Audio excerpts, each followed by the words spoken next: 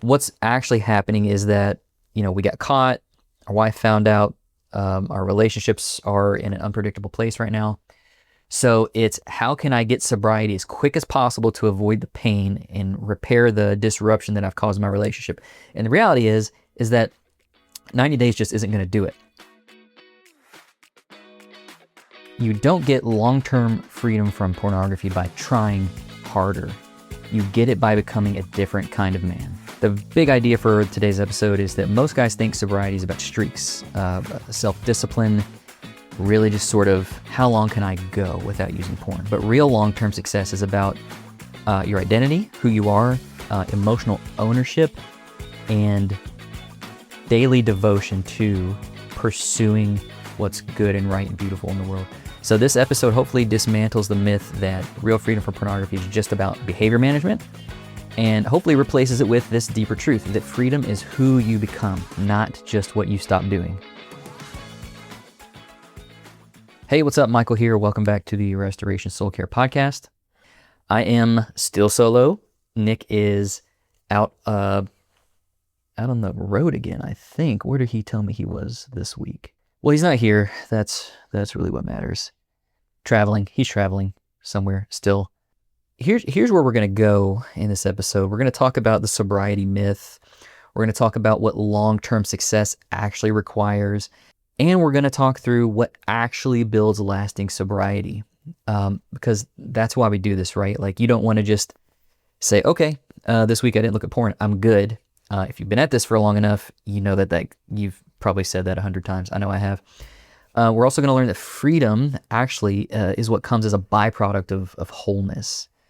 Walking toward the truth, walking toward honesty every day. Freedom from pornography comes as a byproduct from that. And then we're going to get into the traps that keep men from long-term sobriety, and what does real success actually look like. Yeah, let's get into it. Okay, so the first thing we want to talk about is the myth of sobriety. And one of the things that I hear guys in my practice say pretty often is, I've been sober, I've been clean for 90 days, so I'm good now, right? The answer is, I hope so, but we don't know. It's only been 90 days. It's only been 3 months. And to be clear, just because you rack up 90 days does not mean that you are healed. And so what I'm saying is sobriety does not equate healing, because you can white-knuckle your way through sobriety for a very long time and not actually do the deeper work of healing the root issue of why you go to pornography in the first place. So, and what's happening in this is that most guys are just avoiding failure. They're not pursuing wholeness. Let me say that again. Most guys are avoiding failure, not pursuing wholeness. And what's actually happening is that, we got caught, our wife found out, our relationships are in an unpredictable place right now. So it's how can I get sobriety as quick as possible to avoid the pain and repair the disruption that I've caused in my relationship. And the reality is that 90 days just isn't going to do it. If for no other reason, because you didn't walk into this 3 months ago, and you're not going to walk out of it 3 months. 90, I don't want to diminish, 90 days is a big deal for a lot of people. I've worked with guys from all over the spectrum who can go 90 days pretty easily. I've worked with guys who can't go, a few hours. So it's just, everybody's a little different. But what I want you to hear is that in this, when we pursue sobriety, when we pursue wholeness, it's not just for the sake of avoiding failure.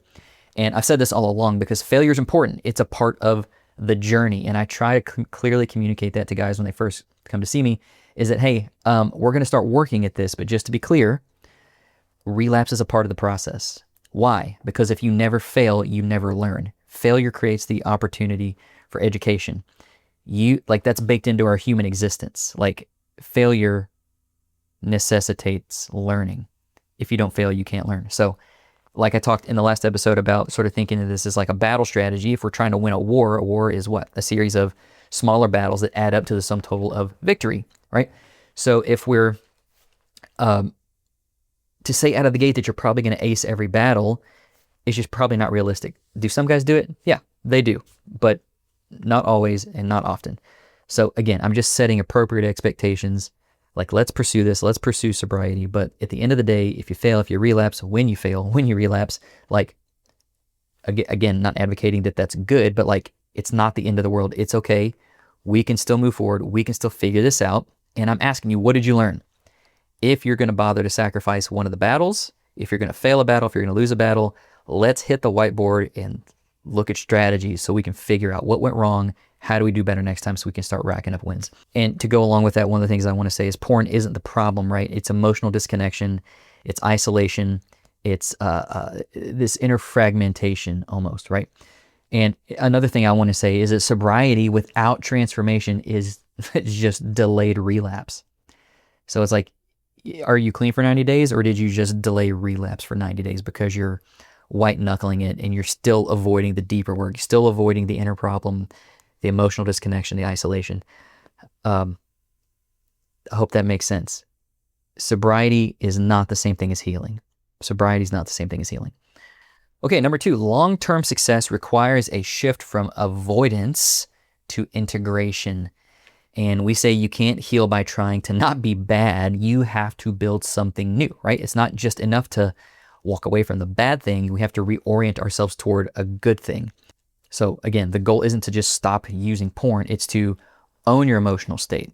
It's to build safe and honest relationships. It's to learn how to sit in the tension without wanting to flee from it. And I know that's the most painful, difficult thing of this, to say, I messed up again, and now I can't get out of it immediately, right? Especially if you're married or in your relationship and you get caught with something, that's the tension that you have to live in for the foreseeable future, is that I screwed up, I hurt my wife, I betrayed her trust, and now that's not going away overnight just because I can rack up, 2 weeks of sobriety. She's probably not going to care, and that's okay. Like, again, what's really happening underneath all this is that you've broken trust. That's what we call betrayal, right? There's a specific type of trauma that we call that when a spouse or wife experiences that. We call it betrayal trauma. They also need, and I'll talk about this in a later episode, but like the spouse definitely needs to go get betrayal trauma counseling or help for the wounding that just occurred. They're hurt. That doesn't mean they have to own your sobriety or own fixing you, but they do have to own their own hurt. Think about this. Like if, you trip and fall somewhere and you twist your ankle, and I say, oh, hey, looks like you twisted your ankle. I'm going to call an ambulance to get you to the hospital. You might go, oh, no, it's not that bad. I just twisted my ankle. I could stand up. Maybe your pride would say, I'll drive myself to the hospital. But then maybe you don't, because it's like, it's not that bad. I think I've got a good grasp on how my body is. And maybe you do.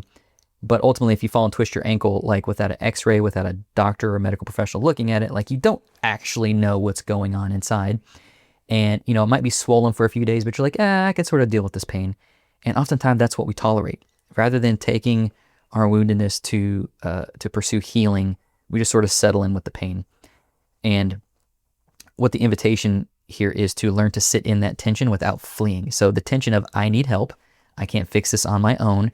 Well, what's coming to mind right now is like the idea of shame. And we don't like shame. Shame is, you can connect it to embarrassment. It's, what's the quote I gave you at the beginning of last week's episode? It's not a quick fix. What we have to learn to do is to have the courage to experience our shame, our embarrassment in front of people whose opinions we care about. And if you're married, you're in a relationship, you definitely probably care about the opinion of your spouse. But if that opinion of your spouse outweighs your desire for healing and wholeness, well, you're just going to hide because that's easier. You're going to hide and lie because that's easier than dealing with the reality of having to experience shame and have to do the deeper work, which usually isn't quick. It takes time. So again, long-term success requires a shift from avoidance of that pain to the integration of that pain, meaning I have to stay with it. So owning your emotional state. What are you feeling? Is it shame? We got to stay with it. Is it anger? We got to stay with it. Is it guilt? We got to stay with it. Is it loneliness? Is it fear? We have to stay with those things. We don't gain anything by pushing through those or getting over it or diminishing how we feel, like, it's not that big of a deal, I'll be fine, or exaggerating it. It's the end of the world. I'm lonely. I'm going to die unless you have sex with me. Like the reality is somewhere in the middle. Hold that tension. And the way that we do that, a safe way to do that, is to build safe and honest relationships. Who are the people in your life that you can trust? Relax around, let your hair down. Don't feel like you have to clean up around. When you have those people, it's the fertile soil for you to sit in the tension of your own feelings and let that part of you flourish, which will help you toward the root of the real problem and not just behavior management. Number 3, what actually builds lasting sobriety. The first thing is daily ownership. And I realize I'm about to say a whole bunch of things I'm about to unpack, so hopefully some of this lands. If not, one, reach out. Let's just talk about it. I'll talk to anybody about any of this stuff. Like I'm here to help. I'm not inaccessible. Shoot me an email.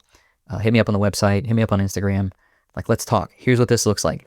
Identifying what am I feeling. You have feelings. We're created in the image of a relational feeling God with feelings. And they're telling us things about ourselves. You know, like I may have said this on an earlier episode, in Genesis, Adam encounters loneliness before the fall. God says it's not good, but also it's not sin. You feel loneliness for a reason. It's telling you something about yourself, about what you need in relationships. So what am I feeling? Second thing is, what do I need?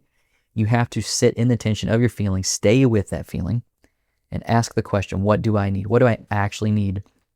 And remember, we have those 5 core relational needs that we're getting met in relationship, whether we're paying attention or not. Those are safety, significance, affirmation, competency, and control.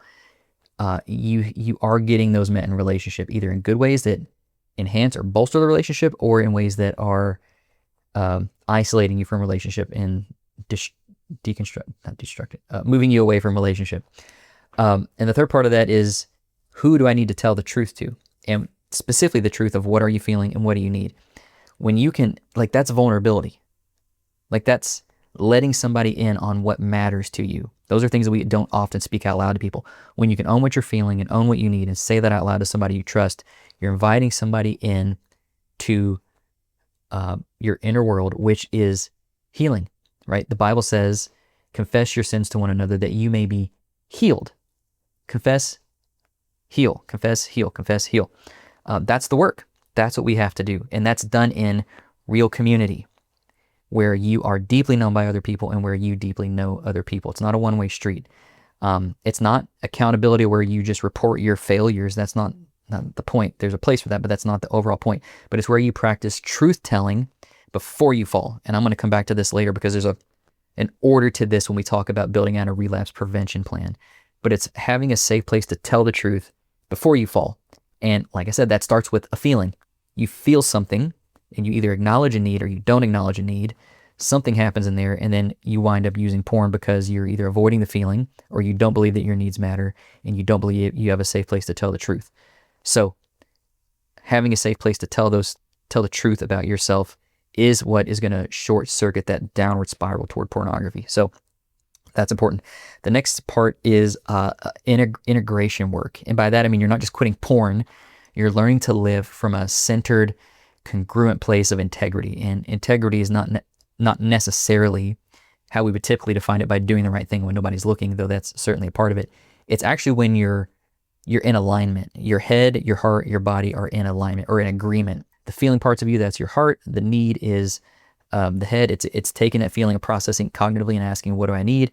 And then moving toward action, which is choosing to reveal that in relationship. That's the mobilization part of it. That's engaging your body. When all 3 of these pieces of you are in alignment and agreement, that's integrity. That's integration. And this could mean facing some relational patterns that developed in childhood, like some early life wounding, your attachment stuff, your family systems, your nervous system dysregulation, how you deal with tension, how you deal with pain, emotional literacy, how you are able to feel your feelings and attend to those. Like, all that stuff matters, and that takes work. And that's getting to the root, to the deeper issue of why porn makes sense in the moment for you to go to. It's not random. So again, these things are what actually build lasting sobriety. Number 4, freedom is a byproduct of wholeness. When we stop chasing streaks, we can start chasing substance. And the substance is wholeness. It's who you are and who you are becoming in Christ. Freedom is not something you earn. It's something that emerges when your life is aligned. In the last episode, I used this analogy of a crutch, and I refined that this week as I was meeting with some clients, because I was using that analogy again. And the analogy is like, let's assume that you have a crutch that you're walking around with, but the crutch is on fire. And somebody witnesses this, and they go, oh my gosh, dude, your crutch is on fire. So they come up and they kick it away from you, and they go, oh gosh, you're welcome. I just saved you. I took this terrible, horrible thing away from you. And as you're laying on the ground, with your leg still hurt, you go, what in the heck are you doing? Why did you kick my crutch away? I know it was on fire, but it was also holding me up. That's sort of the role that porn plays in our life. We have to do the deeper work of repairing the leg so that we can put down the crutch. And to be ultra clear, when you have done the hard work of healing the leg, you can choose to put down the crutch. I want to be clear that there's a choice involved in this. You always have a choice, because you cannot trade one compulsive behavior for another, because that still avoids doing the deeper work of healing. So if you put down the flaming crutch of porn, you might pick up the spiky crutch of doom scrolling. Like, you can't trade one for the other. You can't. And then what I'm getting at is that, like, you can't trade one compulsion for another. So, like, you can't compulsively quit porn. Like, it doesn't work like that. Another way to say it is, the man who walks in integrity isn't trying to avoid porn necessarily. He's living a life porn no longer fits in. And I said this a couple episodes ago.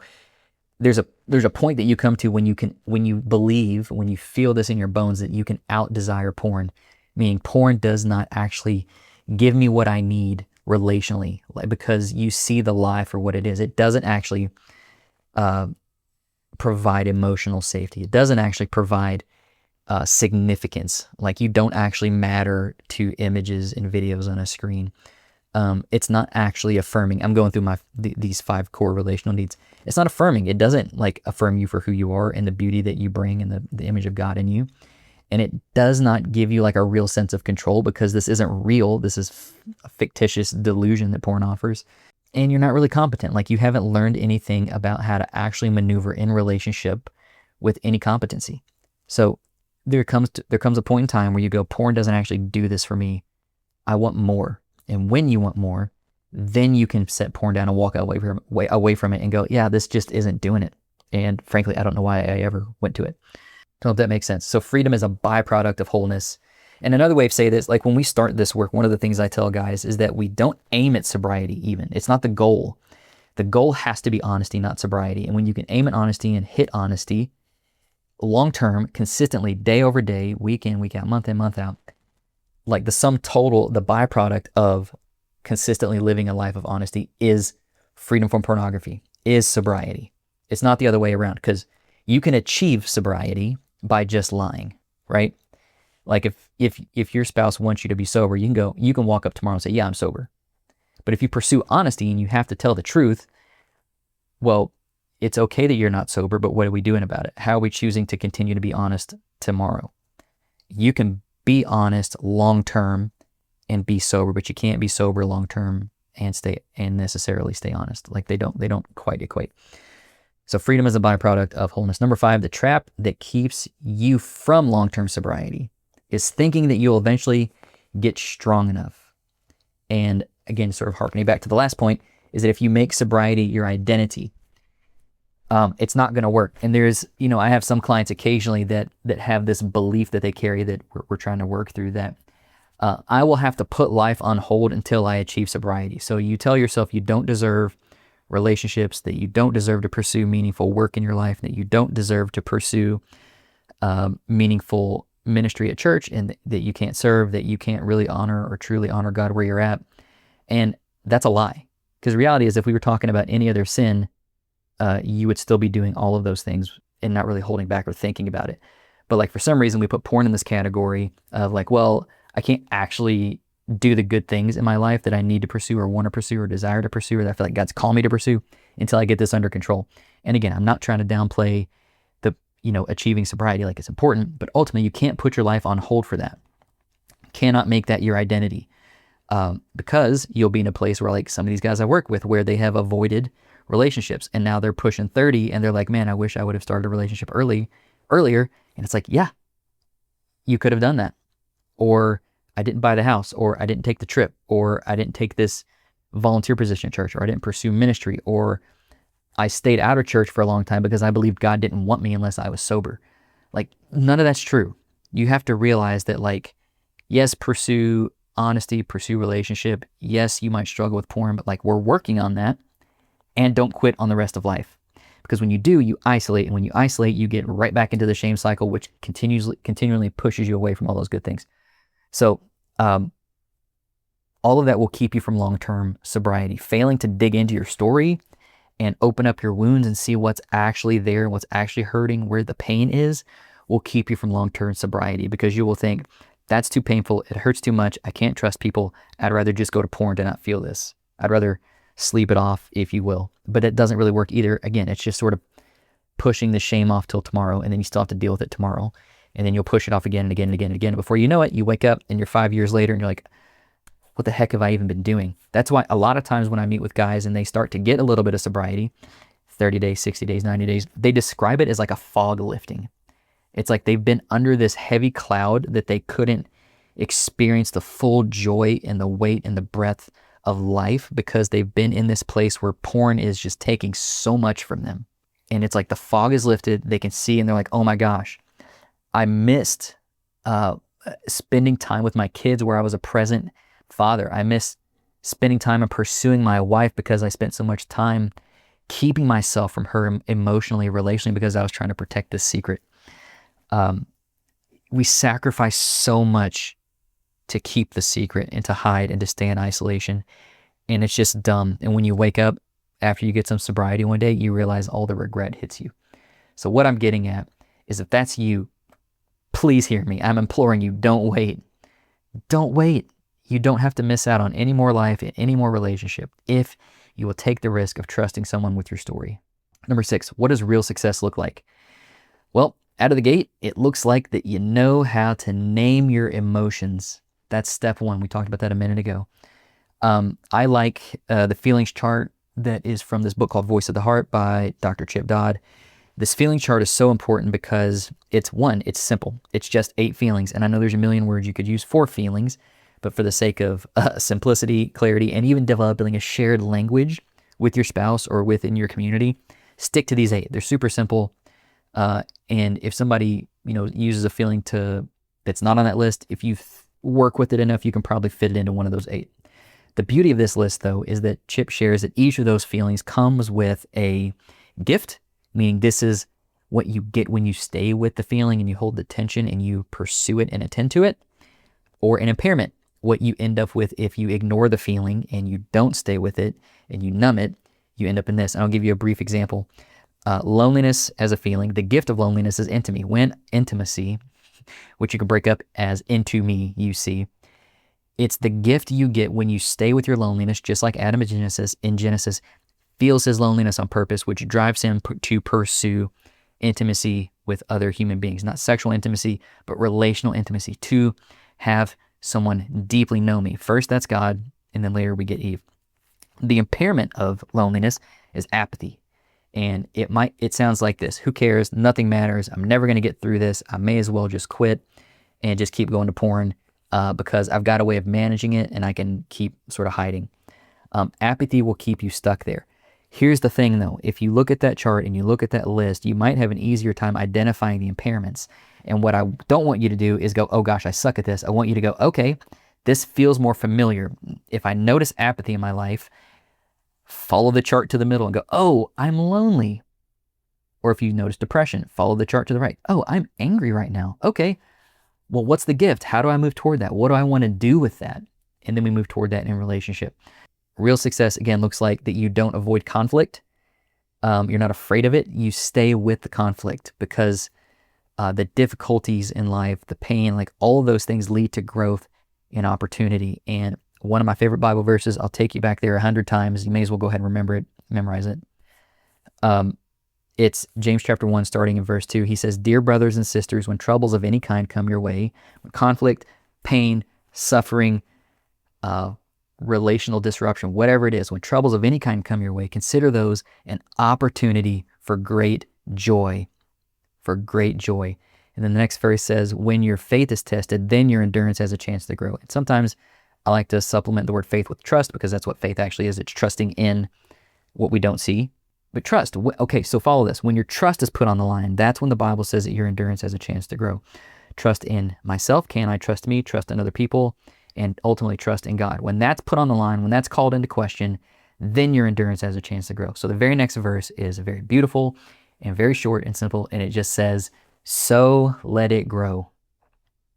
Let it grow. Let your endurance grow. Stay with the pain of you calling into question trust. Stay with it. Next verse. Because when your endurance has had a chance to grow, then you will become perfect and complete, needing nothing. And the idea is not that you literally become perfect, in that sense of the word, but you're growing into maturity. You're growing into Christian maturity. And the idea is that when you've learned to put up with enough crap, you learn to put up with more crap. Your capacity to put up with crap grows. And that's a beautiful thing. That's what God's calling us to. When you can do that, the little things that you avoided, your emotional hang-ups, conflict, like your capacity to experience those grows greater and greater and greater. So the things that disrupted you yesterday aren't the things that are going to disrupt you today. That's spiritual growth. That's what God's calling us to in that verse. It also is a part of like you're building a life that feels good to be present in. And I just sort of talked about that. When the fog lifts and you can experience the full beauty and the full joy of life, not being distracted by keeping secrets, gosh, it makes you want to get up every day and go, yeah, I can't wait to see what life looks like today. I can't wait to see what God has for me. I can't wait to experience life with my wife and my kids and my family and my friends and my church. Like there's like a longing that exists now and a desire for life, and it's beautiful, and you get that back. You're practicing congruent or integration and not just avoiding collapse. And it's sort of like living from this place of grace instead of fear, and thinking about how I think God is calling us to live in Christ is out of the good news, out of the grace, out of the freedom for what he did on the cross, so that we can pursue a life that's fulfilling and honoring to God, not because we're afraid to sin, because we've been freed up from the consequences of our sin to not have to worry about it. That's a better place to live from. If you wake up every day going, oh my gosh, I hope I don't sin today, like you're going to be stressed out. You're going to be living from a place of anxiety, maybe paranoia, maybe cynicism and fear, and it will stunt your experience of the life that God has called you to. And you'll avoid doing things because the risk might be there that you might screw up and might sin.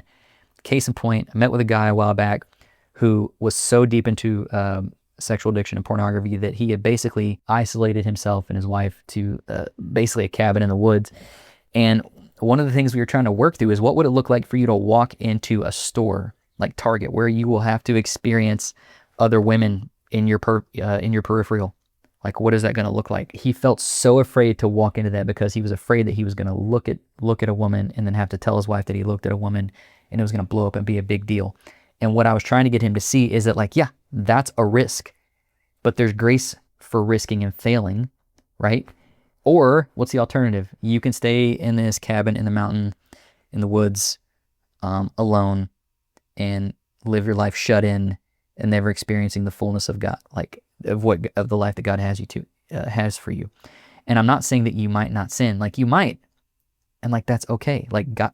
God's aware. God knows, like he knows where you come from. He knows where you're at today, and he knows where you're going to be tomorrow and the next year and the rest of your life. Like he's got eternity wrapped up for you. So what are you afraid of? There's it's sort of like I don't want to downplay the weight of sin, but like, so what if you sin? Like the Bible offers you a framework to deal with it. It's confession and repentance. I'm acknowledging what I did. I screwed up. I'm seeking to repair that relationally. Please forgive me. And now how do we move forward? Right? There's a plan for all this. So live from freedom, not from a fear of sin. I hope that makes sense. So again, tidy all this up. If your goal is to just avoid relapse, you'll always be stuck in survival mode. But if your goal is to become whole, free, emotionally alive, pursue that, and sobriety will follow. So here's what I want you to do. Don't just try harder. I want you to get equipped, get resources, get help, reach out to me, reach out to Nick. Like, let's build out this plan for you so that you can have a path forward.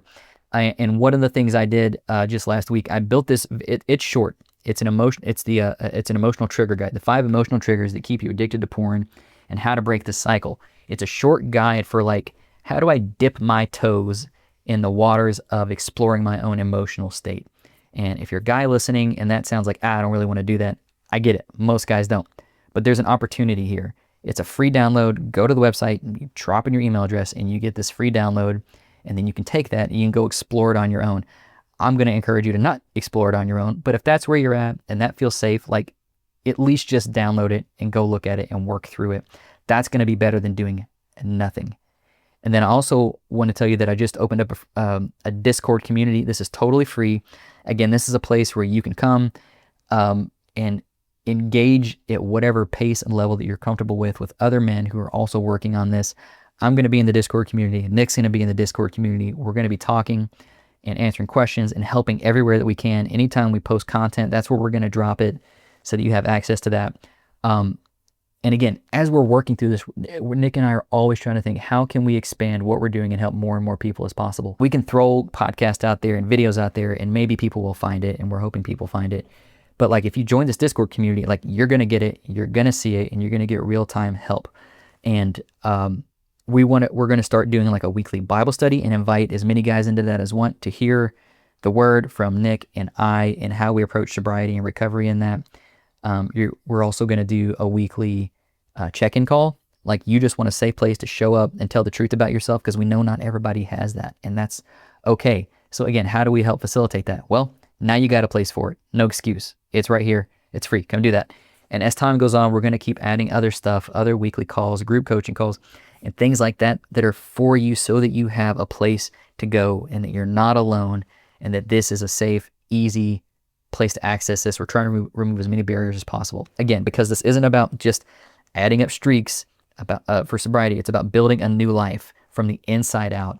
And this is a good first low pressure, low barrier step. For no other reason, I just gave you 2 free, awesome, amazing resources. So please, when this podcast ends here in just a couple seconds, go check that out. You can get both of these on the website, rscky.com. You can go there. There's a banner at the top that says join Discord, but if you want to go there directly, it's rscky.com/Discord. And the triggers guide, there's any of like the forms that are on there that are going to have access to that. So you can get that easily too. And if you can't find it, hit up my Instagram page. There's absolutely a direct link on there in the bio place. So I hope that helps. Again, our goal in all this is to love and serve everybody in this recovery space, because Nick has lived it, I've lived it, and you know from the same experience that I have is that it sucked. It's life draining. It's miserable. And dude, we just want to help other guys out of the boat. And I say out of the boat, one of the things I think about often is the story of in scripture where Jesus he's somewhere, he sends the disciples on the boat. It's the middle of the night, and Jesus is coming to get back on the boat in the middle of the night. And when he's a little ways away, Peter sees him. You know, he's like surprised. He's like, I think first they think it's a ghost. There's a ghost walking on the water toward the boat. They're all a little panicky and nervous. And Peter says, no, I think that's Jesus. And they're like, bro, you're crazy. And Peter's like, no, I think that's Jesus. Watch this. Hey, Lord, if that's you, command me to come to you on the water and I'll get out of the boat.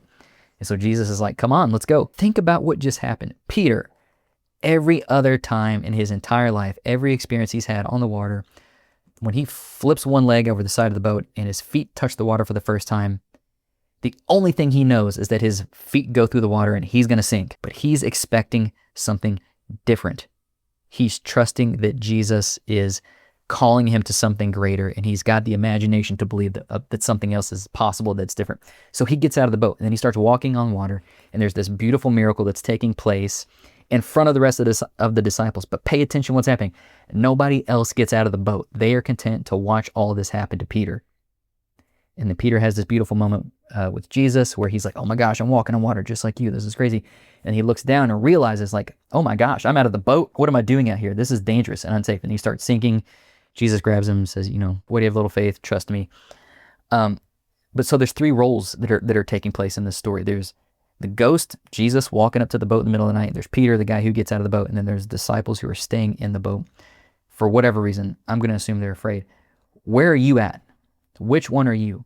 Are you in the boat, afraid? You look at other people who have gotten out of the boat or who are getting out of the boat and go, gosh, that must be nice for them. But that's scary and I don't want to take that risk. Are you in the boat? Or are you Peter? You're like, I don't know where this is going, but I see other people getting out of the boat. I see other people getting help. I want out of the boat. Let's go. I don't know what next steps looks like. This is scary. It might not work, but I'm going to try. Or there's the ghost walking up to the boat in the middle of the night, telling people to get out of the boat. To be careful how I say this, with all due respect, Nick and I have been the guy in the boat. Nick and I have been the guy who got out of the boat. Now, I like to believe that Nick and I are the ghost walking up to the boat in the middle of the night saying, hey, let's go. Who wants out of the boat? So again, if that's you, which one are you in the story? If you're in the boat, what's it going to take to get you out of the boat? If you're out of the boat, what's your next step? How do you continue to trust and have faith that God can and will and is doing something amazing, incredible in your life?